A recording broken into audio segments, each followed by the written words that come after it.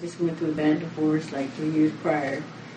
And I kept saying I wanted a house, but I want, I didn't think I can get a house. I paid some credit cards off and, some bills I paid off. So I kept telling my friend, let's see. So when I said, well, I need somebody to represent me, so I started looking through the phone book and I found somebody in the phone book. And so then I just started riding around because I went and they said, well, you approved. I was like, are you serious? Wow. Are you serious that I can, get a house? And so I started looking around, and so I seen the one that I got, and I was looking at it. I said, this is nice. Living in an apartment in Fontana, 2-bedroom apartment, and I was paying like, what was I paying? $10.35. And so, then no garage, just 2 bedrooms, and a little living room, little kitchen. So I was thinking, I said, if I'm paying this much, I know I can get a house somewhere, my budget between $1,200. I know I can get me one. And I kept saying it. I said it like for 3 or 4 months. I kept saying it. I said, you know what? I gave a notice to my manager. She said, what? You've been such a good tenant. I said, I'm getting ready to get a house. I didn't even have a house yet, but I just had the faith that I'm going to get a house. So I moved in with my daughter. I started saving money. And so then I came in. I met with Patty, and everything just went so smooth, and I was in the house before, I knew it. I was in the house. So I really like the program. I had shared it with a lot of people where I work at. But I have a backyard, big giant backyard, big front yard for my grandkids, and a garage, just for an extra $100.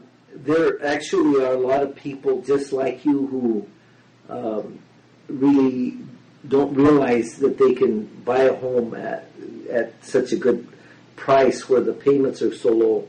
What would you tell them about buying a house today? I would tell them if they feel it in their gut, they feel it, like I felt it, then they need to go for it because it's there for them. And no matter what comes to discourage you, it just try to stop you, you have to just jump over all the boundaries and everything. Because it was really a blessing to me. Like I said earlier, I went through a bad divorce. I was on dialysis for 6 years, so I was sick. And so I moved in a house, and then 30 days later, I had my kidney transplant.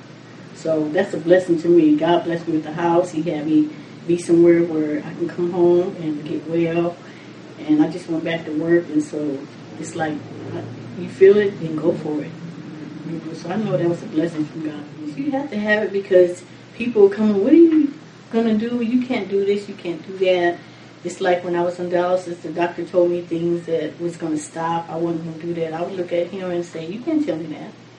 God is the only one that can tell me that. You can't tell me I'm going to live 2 more days, 3 more days.